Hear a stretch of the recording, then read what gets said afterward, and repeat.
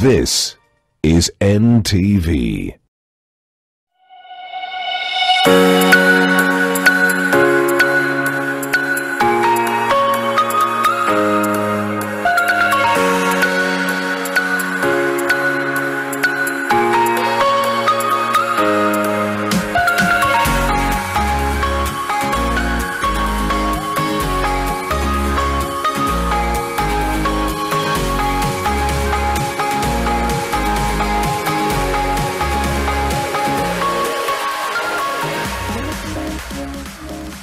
Well, good morning from wherever it is that you are logging in from. And I say that deliberately because it is Safer Internet Day globally today. And it is more important because more and more people are here, right? And consume information and entertainment increasingly.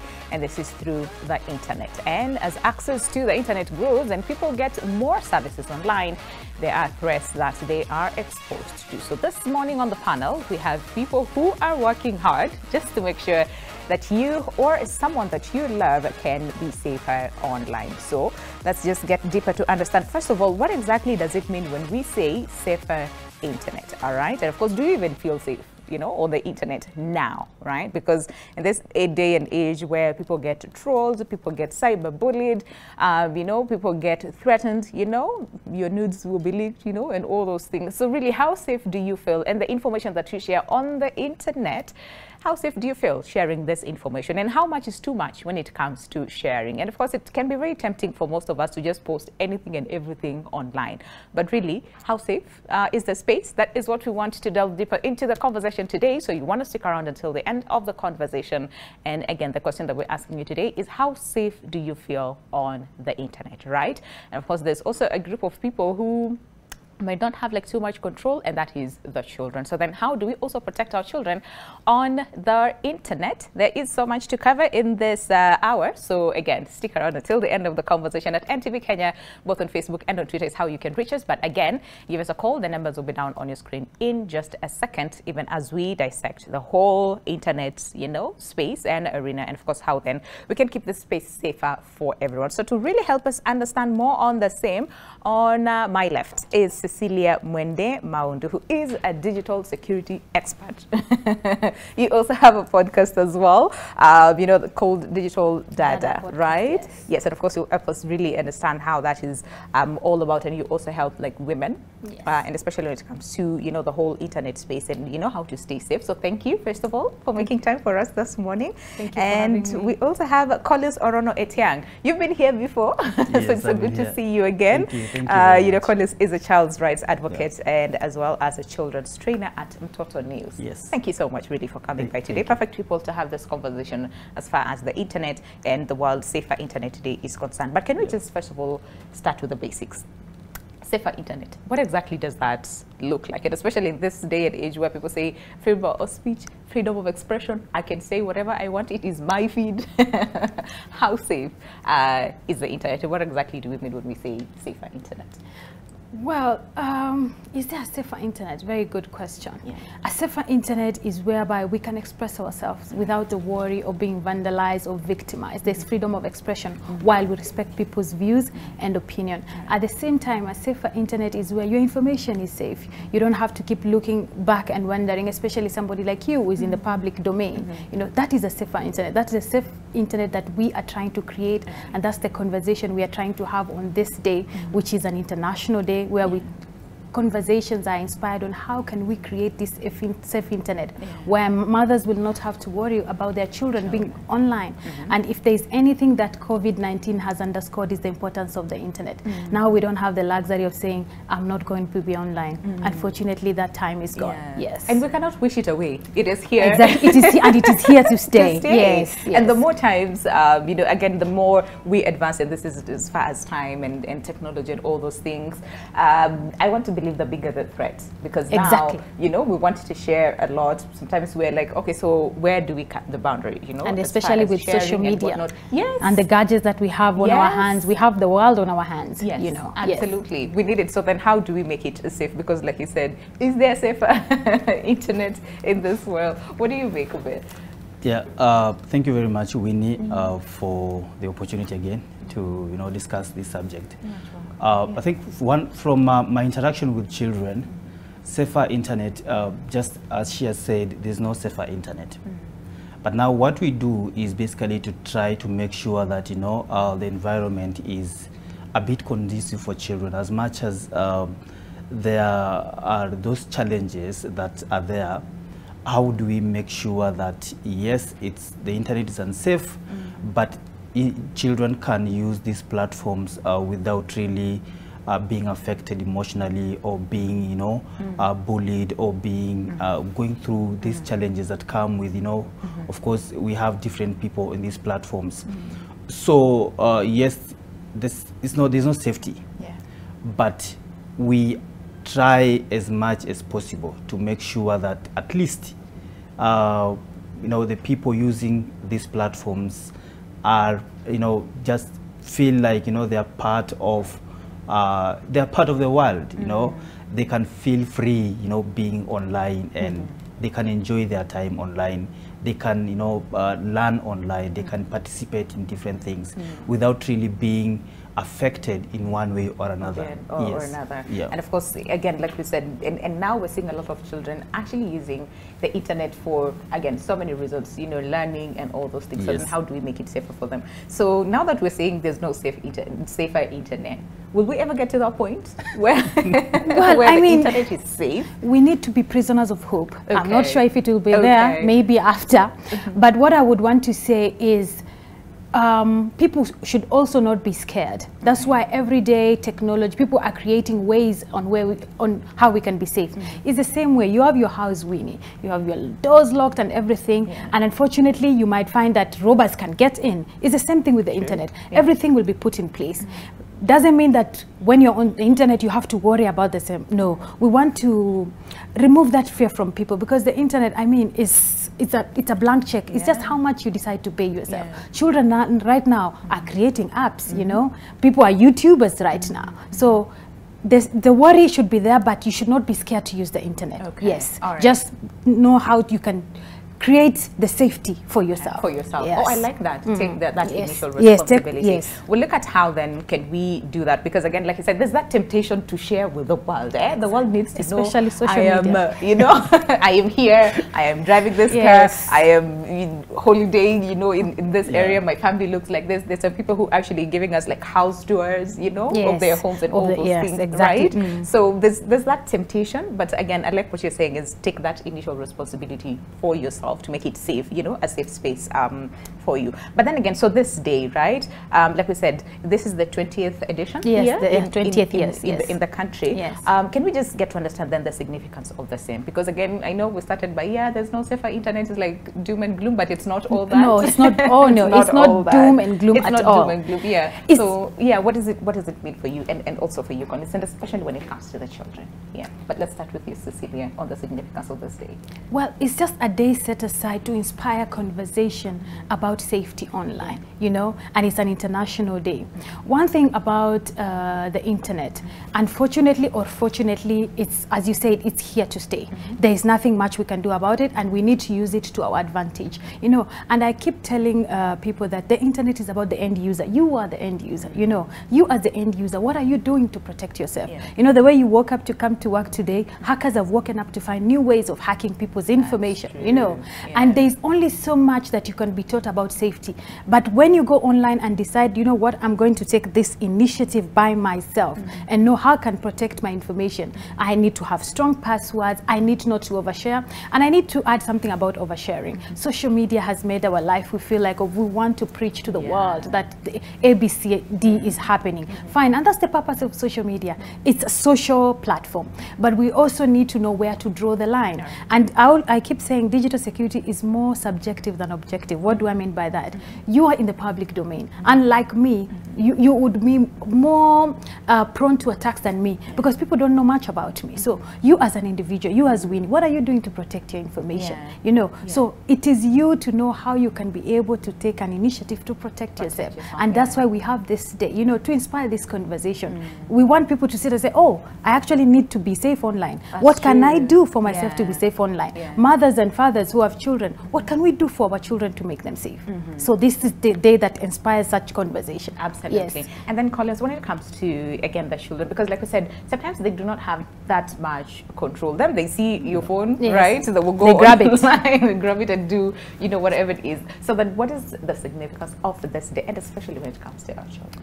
Yeah, thank you very much. I think safer internet is actually everybody's responsibility, and it's not only children. Whether you are a mother, you are a father, you are who, safer internet is making sure that we have a safer internet is, you know, everybody's responsibility and benefits all of us. And if you look at this year's theme, which is you know, connecting, reflecting, and protecting, you realize that you know, it connects, you know, the responsibility that everybody has. Yes, we need to connect. We shouldn't tell people not to connect, because, you know, it's something we cannot avoid. Everybody wants to be on Facebook today. Everybody wants to be on social media. Everybody wants to be happy. Everybody wants to, you know, to share the experience. So we cannot stop that. But also we need to reflect. We need to look at, you know, where did we come from? Where are we heading to? What do we need to make this experience better? How do we, you know, how do we make these things, you know, feel, you know, good? Then there is now the protect aspect. How do we make sure that you know, these spaces are safe?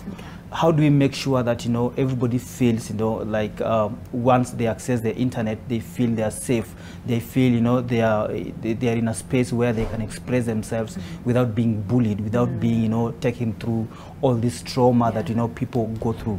Today, if you go to the internet, and you'll wonder whether people have turned to be animals or what is happening. You know, there are people who just kaziao to just waking up in the morning and starting to bully others, which is very, very unfortunate. There are people who don't care whether children are on the internet or not.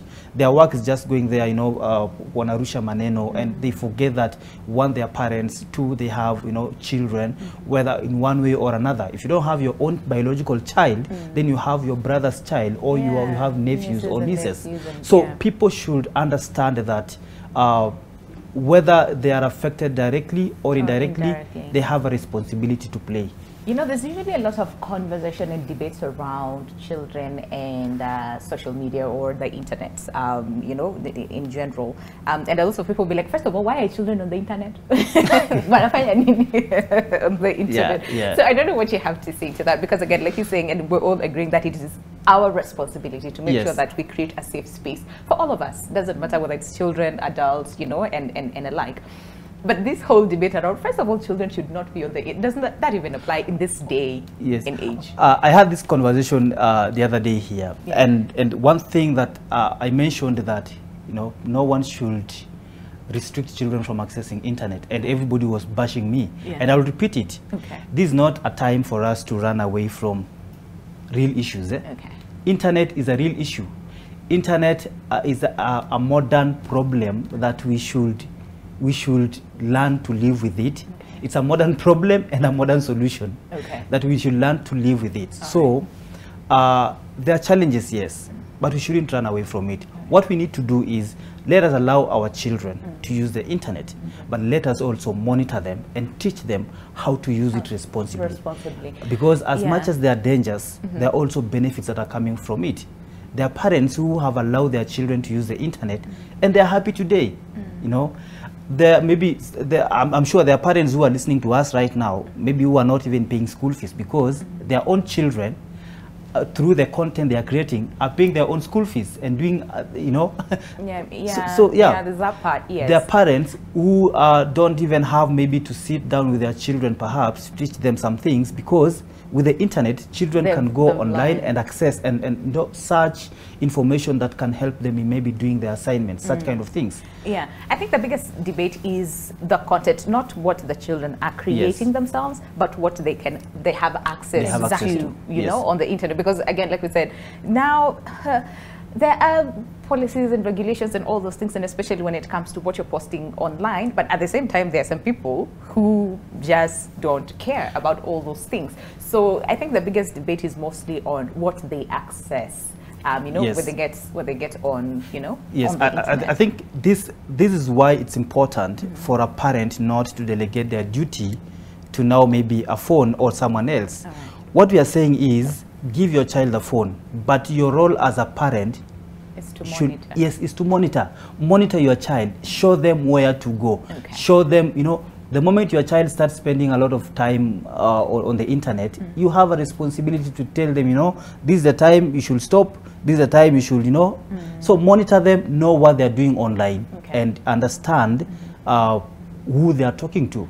So such kind of things, I think that is a role of a parent, not, you know, so a parent should not say, I don't want my child to be online, because the moment you do that, we have the next 10 or so years, you'll be weeping, because the internet is there to live, is there, like, you know. Okay. Do you want to respond to the same very quickly? Yeah, I would want to say, I used to be from the school of thought that why should children be online? Until I met a child online expert, and they told me, the more you keep them out, you are actually curtailing them, because there are others who've been given the opportunity. So by the time they turn the 18, they can't keep up with the rest of the children. The only thing that parents need to know, unfortunately now they have to keep up, is if they download apps, you need to know, go online, search about that app, you know what content they are consuming. Unfortunately, child pornography is the biggest crime on the internet right now. That is so sad, but it is happening, because you see a child, they're watching a game or a cartoon. As a parent, it's a cartoon, but you know, say, oh, remove your shirt, they remove their shirt, it's a child, remove, you know. So you have to know exactly what content they're consuming.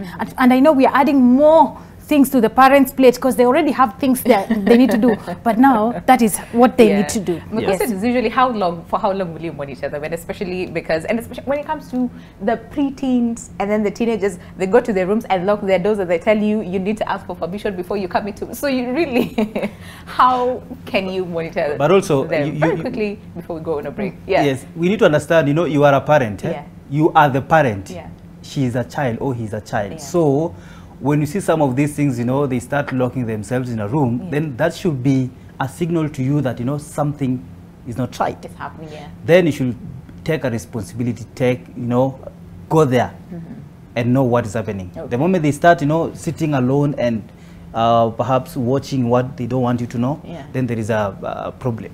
So that is where you come in as a parent. Be the parent. Be the parent and get to understand why are they sitting alone, why are they locking themselves in a room, why are they, you know, doing things without letting you know. Absolutely. All right, how about we take a break? But of course, when we come back, then we'll understand. You know, there's so many cases of online violence happening right now. Majority of the people who are targeted, mostly, unfortunately, are women. And we've seen that, and just recently, you know, Aziad came on and said, it's that time again where I unite Kenyans, right? And this is through the trolls and all the bullying. So really, how do we create this safe space? And what do you do in the event that you find yourself on the receiving end? Because I've seen a lot of people clap back. I've seen a lot of people engage with the bullies. Is that the correct way? Is that not the correct way? There's a lot of conflicting information on that. Exactly. Yes. So when we come back, of course, we will want to address that. And of course, also understand the regulators. Do you feel they're doing enough to make sure that the space is safe for everybody? All that is coming up after the break. Stay with us. This is Your World. But remember, we're asking you, how safe do you feel on the internet? And for the parents who are watching us this morning, your child being on the internet, how do you feel about this thing? We'll come back with more. Stay with us.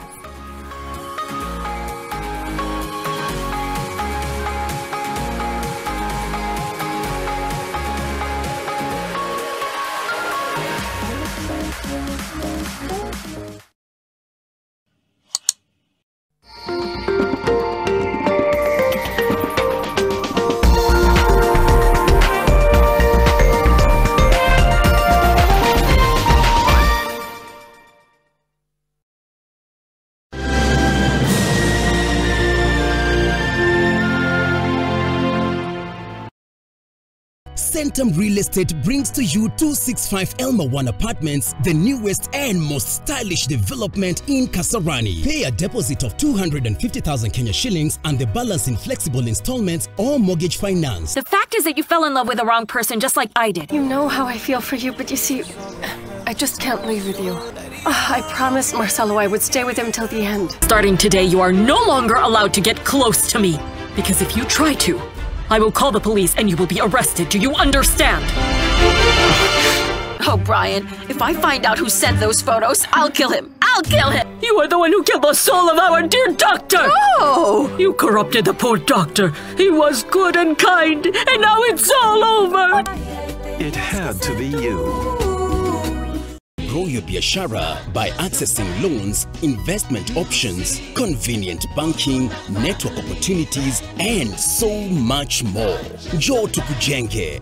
Visit any one of our 93 branches countrywide. Family Bank is regulated by the Central Bank of Kenya. Madam, nauza hapa maskati, nauza ma-t-shirts hapa, unaweza cheki maskati niko nazo hapa. Nani alikwambia mimi anataka skirt? Madam, cheki hii Toka na hiki toko hapa. Madam, unaona hii skirt ukivaa mbele ya mzee utamchanganyisha. Mimi hata na mzee. Madam, bas, ndio kwa maana nakuuzia hii skirt akufanya upate mzee. Angalia. Mimi mambo ya wazee hapana taka. Mimi anatafutia bana. Bas, saa hii basi mpatie mwenye anakutafutia bwana. Madam, hii skirt ndio original. Mama yangu hayuko hapa, sasa nataka kumfosishia kitu. Kwa tu hii skirt. Hapana, mimi hapana taka. Basi fanya hivi. Madam, ushashikilia skirt. Mimi atatupa. Madam, sio ukishashikilia, nipatie tu pesa.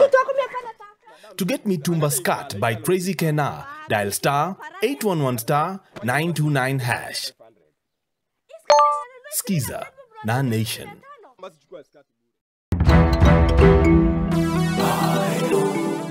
Daring Abroad makes me dare. It's the only show of its kind in the world. And now, it's bigger. And even more entertaining and informative than before. Hapa kunaitwa Kakoe na inatubaba sana. From London to Jersey Island.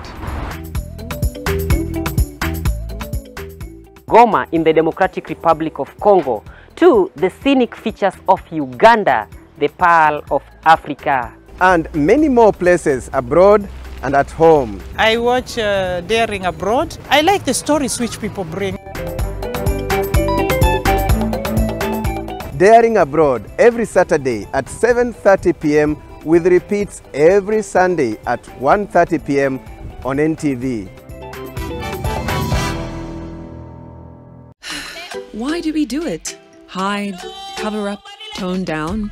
Choose boldness. Celebrate the skin you're in and dress with confidence with Nivea Nourishing Cocoa Body Lotion. The triple layered care of deep moisture serum, precious cocoa butter and vitamin E enriches your skin for 48 hours. It's time to show off your best skin. Wear your skin with pride every time with Nivea Nourishing Cocoa Body Lotion.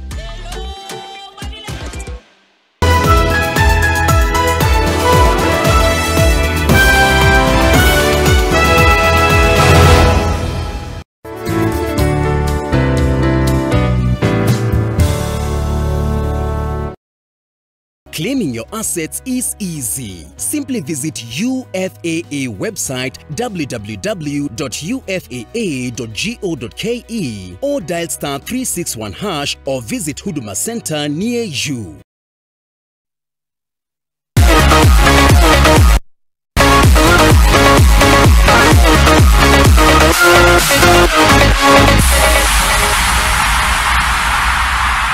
All right, welcome back. Of course, the conversation as usual continues offline, but thank you so much for staying with us. This is Your World, and of course, today it's all about the Safer Internet Day, where of course the world again commemorates the day. And of course, it's very important for all of us, first of all, to understand what exactly does safer internet look like, and do you feel safe on the internet, and what is it that we can do to make the space a little bit safer. And I like what you said when we started the show, that it is our individual responsibility. It's not the internet's responsibility to make sure that you're safe. No, it is our responsibility to make sure that we create that safe space for ourselves. So, Cecilia, very quickly, can we go to that question of online violence? We've seen that a lot right now, and I'm sure maybe someone is watching us and thinking, okay, what exactly does online violence mean? And it's not that serious. It's just on the internet and then in Asia Duapo, right?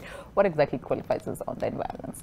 Online violence is any violence that takes place on the digital platform, you know, could be abuses, you know, using maybe WhatsApp, or somebody trolls you on Twitter or on Facebook. All that is online violence. Any violence that takes place behind the digital platform. And there is a false narrative that it is not violence. And I want to dispute that, because just because it takes place behind the keyboard does not make it any less harmful. And the majority of the victims of online violence are women journalists, women politicians, basically women with voices online. And one of the greatest contributor to this is patriarchy. And a patriarchal society is a violent society. And another thing about when it comes to online violence is it is so invisible in mainstream media, because the society, as I said, is yet to accept. And that's one of the reasons why I started my podcast, Digital Dada Podcast, because I wanted to bring women who've gone through it, you know, to tell their story so that people can know behind all those abuses, there's someone, a real person, somebody who has a family. And unfortunately, and I'm not saying men don't go through online violence, they actually do. We see it all the time. But with women, it becomes gendered and sexist. It moves from what you've said, Winnie, to how you look or how your family looks, you know. And it has a lot of mental issues which we don't know about. And platforms have done very little to protect people, and that's why we keep talking about it, because we want to advocate for safety. And one thing we keep saying is, if women are not safe, then the digital gender divide will keep widening day in, day out, you know. Yes, absolutely. And we've seen that recently, like I said, you know, we had what, like Aziad and so many other people who have been, you know, bullied online, that sometimes have to leave the space for a while, and others leave the space completely because of the impact that it has, you know, on them. And of course, we'll talk about that, you know, very shortly. But Collins as well, online violence on children, what exactly does that look like? Yeah, for children, I think, you know, it's a bit different, because the way it's done usually it's different from a bit from how adults, you know, it happens with adults. But sometimes, you know, it happens, you know, between children and children, where, you know, a child, you know, maybe they are interacting on WhatsApp or on a digital platform, then maybe one child throws a word and the other one, you know, gets offended or something like that. So you find that, you know, the other one that was maybe offended decides maybe to rant, you know, or to respond, or they decide to withdraw or drop from that platform. So that what happens is, I've seen, you know, we have a platform for children at Mtoto News, where children, you know, interact, and you know, sometimes you just follow the conversations, and you realize, wow. There are those that, you know, really, even in our space, there are those who understand these things, and sometimes there are those who don't really take note of it. And what we do most of the time is, you know, the moment we see some conversations are not right, we tell them, you know, that's not right, and take this way or this way. Please don't do that to your colleague, don't do that to your friend. So, but one of the worst violence that actually is happening is the online child sexual exploitation that is really risen over the recent, you know, years, and that is very, very alarming.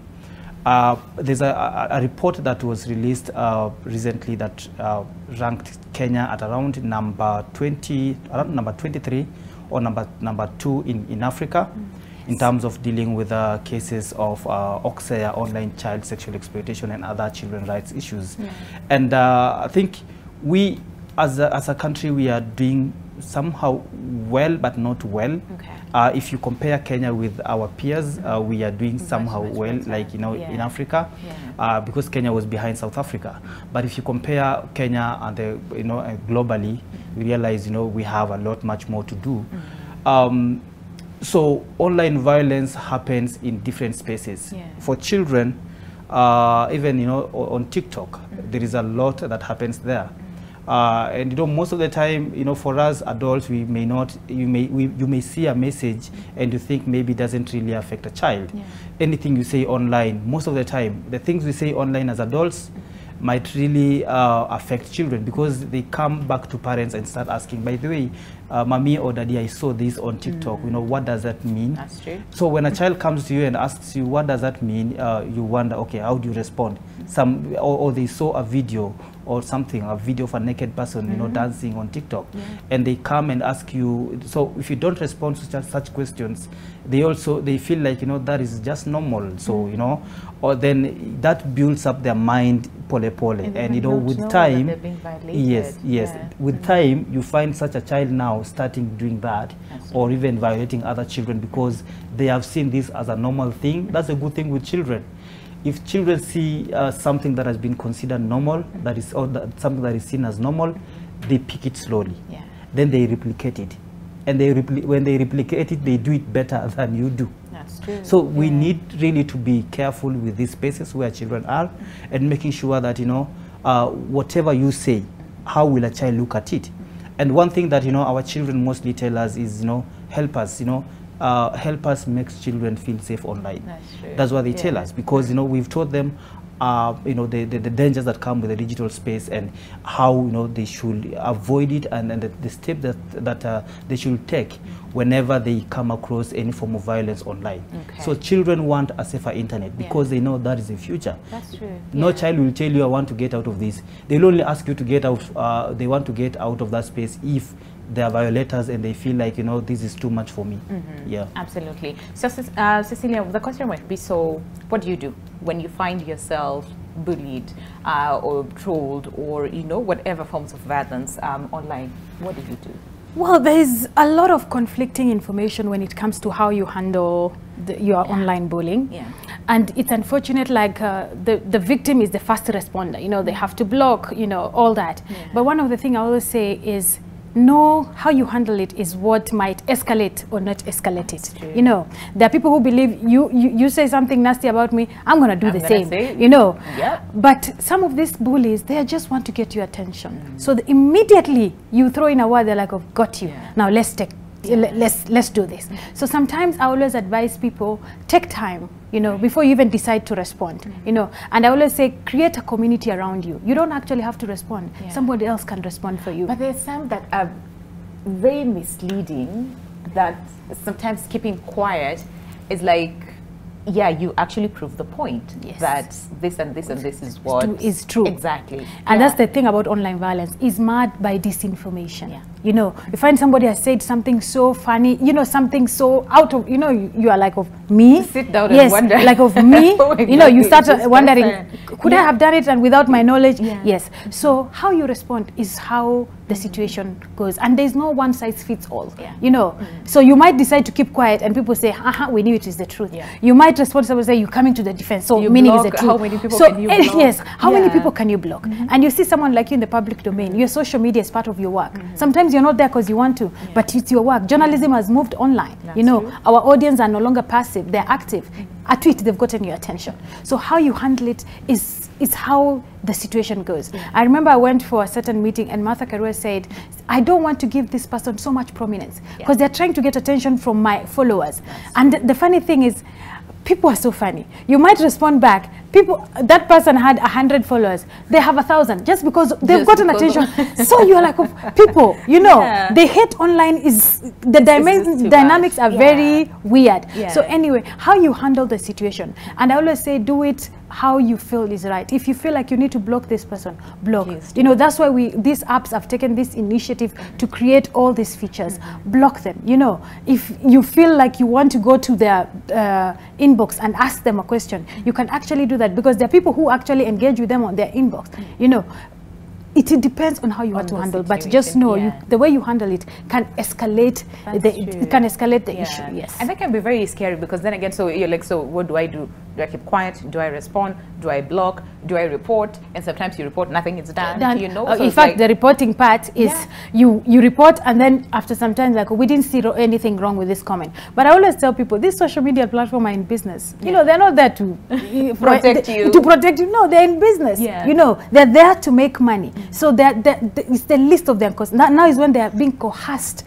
by civil society, by different governments to actually protect their users and encourage healthy conversation online. That's when they're trying to do something small to just, maybe sometimes I feel like it's closing our eyes. So it is you to take the initiative to be able to protect yourself. And I always keep saying, like, it has health issues. When you talk to the likes of Aziad, they can tell you it puts them down at some point. I mean, health hurts at all times. Yeah. Yes. Yeah. Yes. Absolutely. All right. You want to change it? Maybe just to comment on the adults. You know, sometimes using this, you understand Kenyans are one of the worst bullies that we online, have. And I always tell people, imagine that person is your wife, the person you're bullying. That is your wife. Imagine that is your sister. Imagine that is your, as in your closest person. How will you feel about it?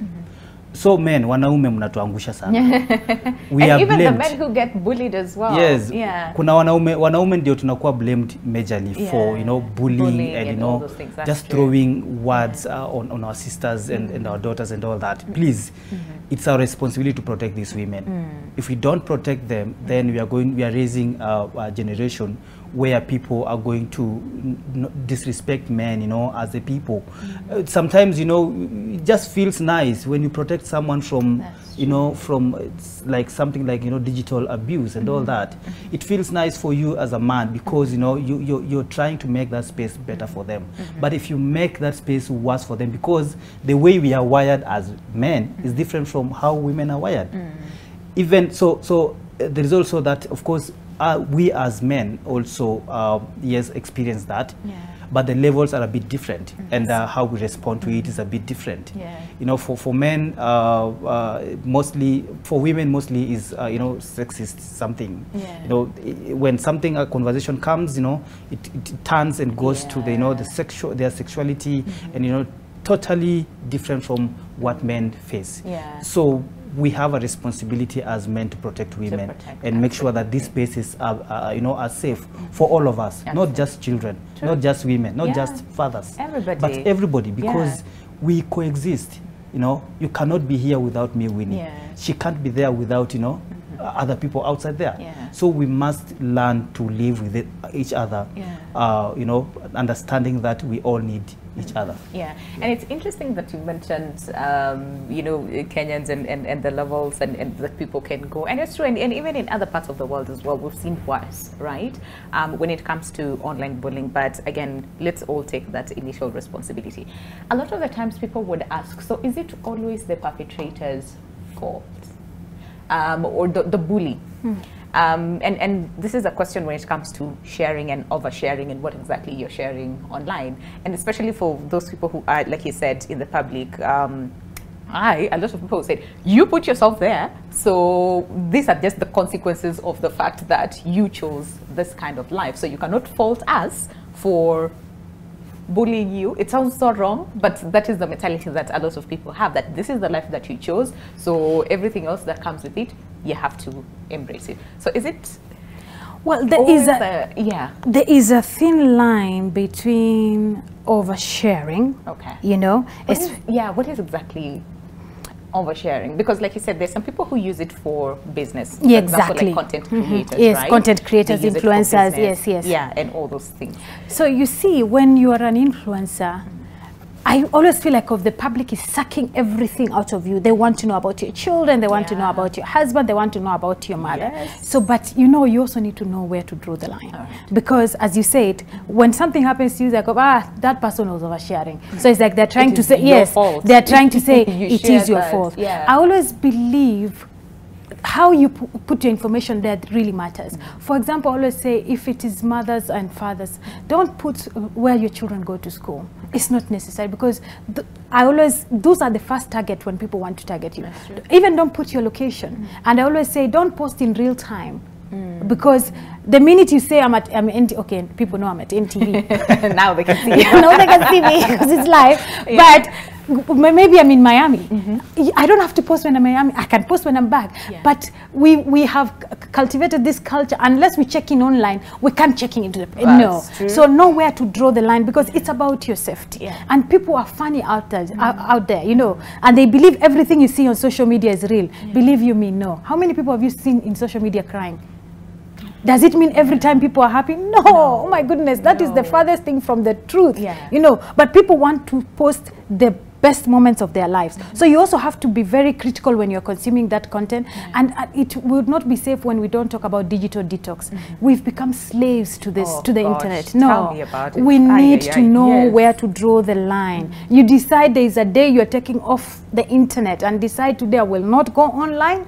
You know, like if it is that desperate, somebody will give me a call, and you stay off, because we are so addicted to these gadgets. Our productivity levels have gone so down because, and we think everything. So you see your friend doing this, like, oh, they're doing so well. No, please, not everything you see online is the truth. And also, we can be what we call second perpetrators of online violence. What do I mean? Somebody sends me a funny meme of someone. I say, oh, I saw this online. And then the next thing I do, I forward that meme to a group of 256 people. And then when somebody said, no, me, I just forwarded to the group, I didn't comment. Already you are yes. So it should always stop with you. And as he said, we all have a responsibility. And there's also something that he said, which I think is very powerful, is if you see a comment trolling someone, write something positive about that person, right? And so that we shift the narrative, because again, like we said, some of those things are just utterly false, that you wonder, is there someone else? Yes, you know. Control? And also, don't believe everything you see on the internet, because as you said, somebody might say something so wrong which is false, and then you're so scared, like, of people have believed this. No. Or if you say something positive about it, they will now troll you. But also, Winnie, I think the other thing is what I tell people. It's not a must for you to comment on other people's posts. If you see something, Winnie, I've posted, I'm on NTV, and you want to troll me, it's not a must for you to troll me. Yes, the truth is I'm on NTV. The truth is I'm in Mombasa. I'm having fun. So I've posted there because I want to, to feel good, for example. So it's not a must for you to respond and tell me, a lot of people say it's for, I'm keeping memories. Yes, I'm keeping memories. Yes. So it's not a must for you to respond. If you must respond, then respond positively. If you feel like, you cannot respond positively, bana, kana comments zako, just relax. Because, there is a life out here, bana. We must live. And a lot of people have actually lost their lives to suicide. And this is, from online violence. So it really is serious. So let's just try. So for example, there are two videos that have been circulating online for the last 3 or so weeks. There's a video of a girl that was being battered. There was another video of was it a child that was doing something, or no, the video of the children in Kisii. Was it in Kisii? So those videos, actually the groups that I'm in, I'm in a number of child protection groups. Unfortunately, the people who are in those groups, child protection groups, were forwarding such videos. Oh no. So it's also on us. Was it to raise awareness that this is happening? Imagine, because again, there's that part, right? Yes, there's the part of raising awareness, but there is oversharing. Once you see a child in distress, a child is being battered, how much should you, how many times should you forward that video or share it? How much is too much in terms of sharing? Because the same group, one person shares that video now, but after like 20 minutes, another person shares the same video. After like another 20 minutes, another one shares the same video. So how we can attest to the fact that there's some instances where this oversharing, quote unquote, has also prompted action. It's true, right? Very true. But then again, there are also and there also and justice has been served. But there are also other instances where it has caused more harm than good. So I think it depends with the situation. Yes, right? It depends with the situation. But once you see a video, hata kuna wenye walikuwa na share bado after government taking action. So such cases, you're not really helping that person. That's true. You're causing more harm to them. To them. Okay, we literally have 5 minutes to go. Wow. I know, time flies. But let's talk about regulation in the country. And of course, we know like cyberbullying already is a crime in itself. We're talking about this, I think yesterday we were asking ourselves, so have we seen any prosecutions made from online violence? And if so, what are some of the things that we need to put more emphasis and add more voice to the same? But also there are regulators, for example, the Communications Authority of Kenya, right? Do you feel they are doing enough? I know you really wanted to have a conversation with them, but so let's just start with you and then we'll go to Cecilia in terms of regulation. First of all, I think I always say Kenya, we have somehow enough laws or not. We are still in that process. But the problem is, I'll start with this. For example, we have the National Plan of Action on ending child online sexual violence, OXEA, that was launched last year. You know, the problem we have is most of the time such plans are launched, they're unveiled, but the implementation gets zero. A very big issue. Yes, you find that, you know, a plan is, we have a very good launching, and after that, you know, it disappears. We don't understand really what is happening. But and also you find that such plans are not really followed with, you know, some kind of budgeting from Parliament and all that. So you release a plan, you have a plan, but you don't know what to do next.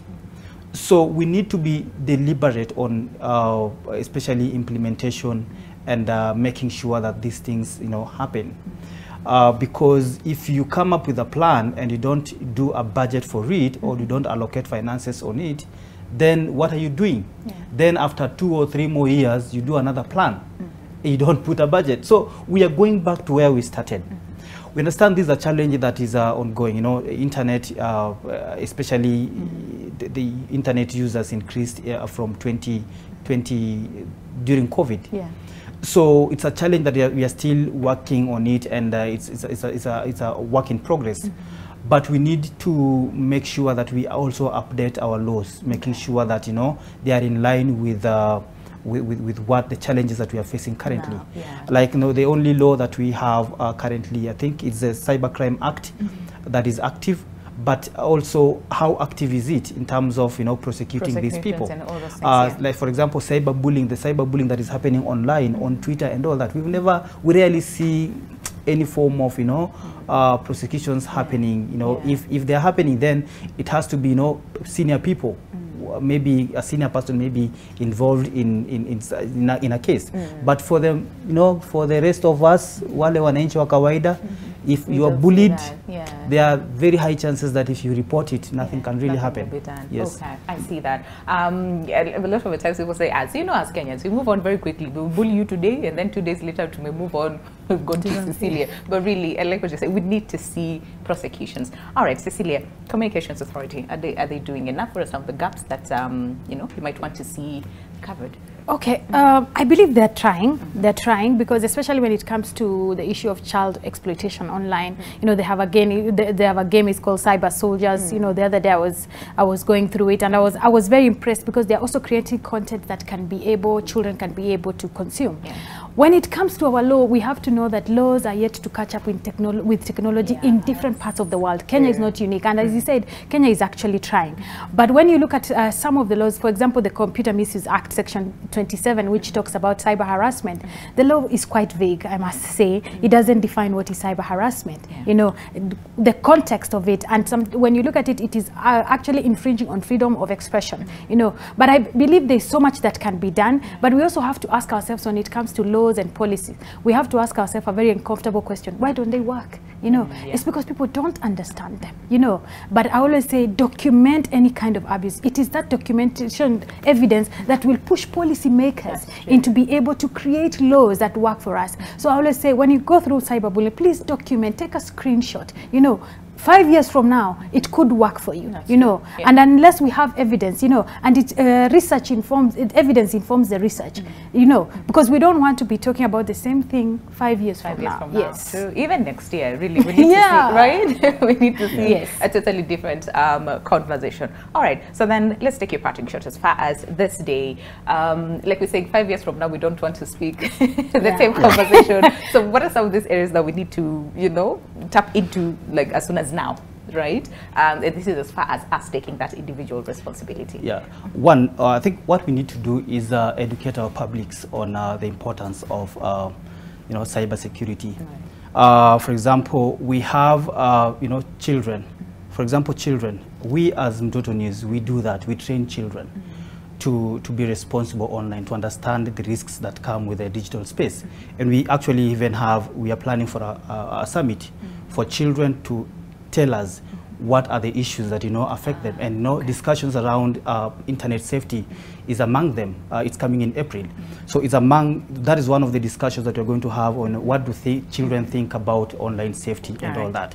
The other thing that needs to be done is, we need to create awareness. The government should actually empower teachers and key stakeholders that handle children to understand the digital space and to know how to talk to children about these things. Because the moment we know our teachers are maybe illiterate in terms of the digital space, it becomes very difficult because they are the ones who spend most of the time with children. If they don't understand cyber security issues and online safety, then that is where the challenge will come from. Then we also have caregivers at home, parents. We all need to understand. She has mentioned about the Communications Authority having all these interesting, games and all that. We need these things out there. We need them out here. Teach people. Go to barazas, go to churches, go to schools, empower children, empower the clergy and other people that have power to understand and teach their congregations and their people about the internet, because that is important. We cannot run away from it. Yes, absolutely. I hear you. All right, Cecilia. We need more conversations like this, especially on mainstream media, and this is a first of the many. I'm hoping so. So kudos to NTV. We need to talk about it because, as we said, cyber violence, people are yet to accept that it is violence. And as again I said, that's why my colleague and I, Esther Pifuli, started the Digital Dada podcast to bring this conversation. But I would also not do justice if I don't say this. The most connected generation is the loneliest. Let's know where to draw the line, people. Like we are losing the human connection, which you cannot equate it to anything. Let's know when to say it's not time.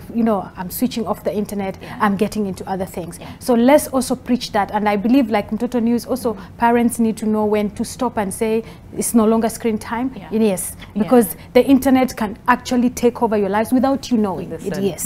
And we were having this conversation. It's just so let's learn to self-regulate first of all, before we even talk about the regulators and what they're doing, just to make sure that the internet is a safe space for all of us. Right? It begins with all of us. So asanteni sana for coming by. Thank you for having us. This is a conversation. 1 hour is not enough. We did like 3 hours of such conversations. But thank you so much, Cecilia Mwende Maundu, digital security expert, as well as Collins. And podcaster, Digital Dada podcast, as well as Collins Orondo, a young child rights advocate, as well as the children's trainer at Mtoto News. Asanteni sana. Such a thoughtful conversation this morning, and of course we also hope that this continues online on the internet, so that we raise our voices really as far as creating a safer space as far as the internet is concerned. So I know now we know better. All right, so let's take action and make the internet a safer space for all of us. My name is Winnie Lubembe. Have yourselves a lovely day ahead.